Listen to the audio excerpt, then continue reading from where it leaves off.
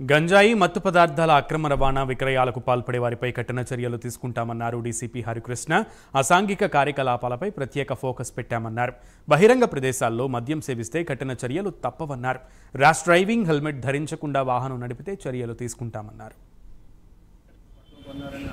దాని వెనక కొంచెం బ్యాక్ అండ్ లింక్కి వెళ్ళడం, ఆ బ్యాక్ అండ్ లింక్లో వెళ్ళినప్పుడు వీళ్ళు మళ్ళీ నూజివీడులో ఇద్దరు వ్యక్తుల పేర్లు చెప్పడం, మళ్ళీ వాళ్ళని పికప్ చేసి వాడి బ్యాక్ అండ్ వెళ్ళినప్పుడు అట్లా వెళుతూ పోతే ఒక వ్యక్తి పేరు వచ్చింది. సో వీళ్ళ దగ్గర కొంత గాంజా పట్టుకోవడం జరిగింది, వాళ్ళని పికప్ చేసుకోవడం జరిగింది. ఇది నిరంతరం ప్రక్రియ జరుగుతుంది. ఇప్పుడు మీ దగ్గర మన దగ్గర ఈ టాస్క్ ఫోర్స్ వింగ్ బాగా చేస్తూ ఉన్నారు. వాళ్ళు స్పెషల్గా ఈ టాస్క్ టేకప్ చేశారు. ఇది ఫర్ ద లాస్ట్ 10 days, అది 10 or 15 days నుంచి ఇది బాగానే ఎఫెక్టివ్గా జరుగుతుంది. మనది కూడా మిత్రులు చూసే ఉంటారు, చాలా 2-3 ప్రెస్ మీట్లు కూడా దీని మీద గాంజా మీద పెట్టడం జరిగింది.